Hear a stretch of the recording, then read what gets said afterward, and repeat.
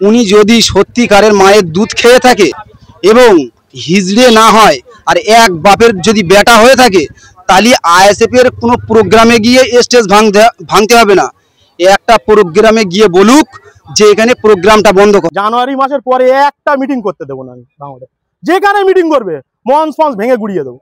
On ক্যামেরায় এসে আইএসএফকে বিভিন্ন রকমভাবে আক্রমণ করা এবং স্টেজ ভেঙে দেওয়ার নিদান দেয়।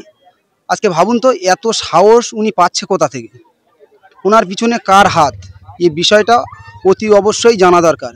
এমন একটা অপদার্থ, এমন একটা শয়তান উনি আজকে মিডিয়ায় এসে বড় বড় কথা বলছে। আমি বলছি উনি যদি সত্যিকারের মায়ের দুধ খেয়ে থাকে এবং হিজড়ে না হয় আর এক বাপের যদি বেটা হয়ে থাকে, তাহলে আইএসএফ এর কোনো প্রোগ্রামে গিয়ে স্টেজ ভাঙতে হবে না।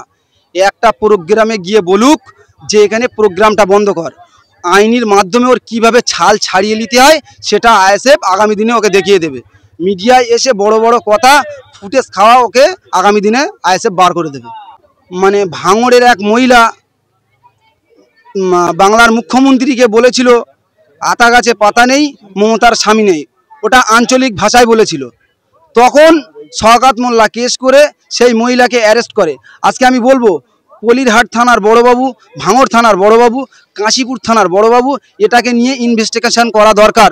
কারণ তানারা শুধু একজন বিধায়ক নয়, ওনারা ফুরফুরা শরীফের পীরজাদা, তাদেরকে মা বাপ তুলে অকথ্য ভাষায় গালিগালাজ দেয়।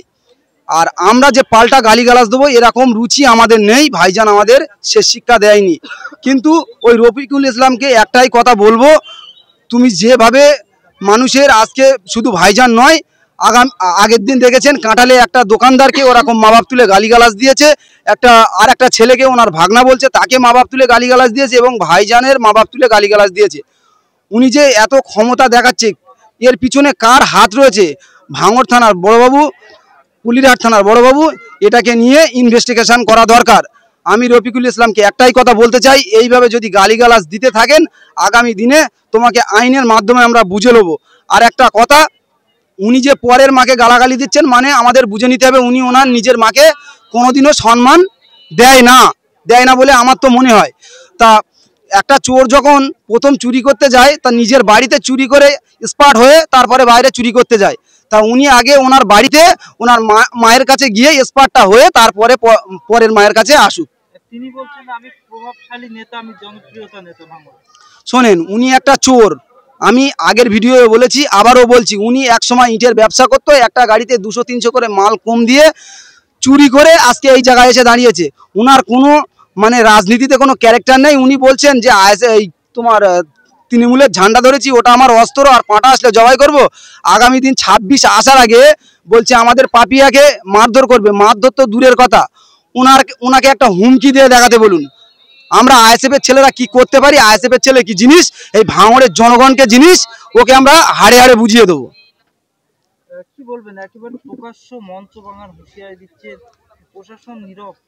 আমি বললাম তো, সত্যিকারের যদি মায়ের দুধ খেয়ে থাকে, যদি না হিজড়ে হয়, স্টেজ ভাঙতে হবে না।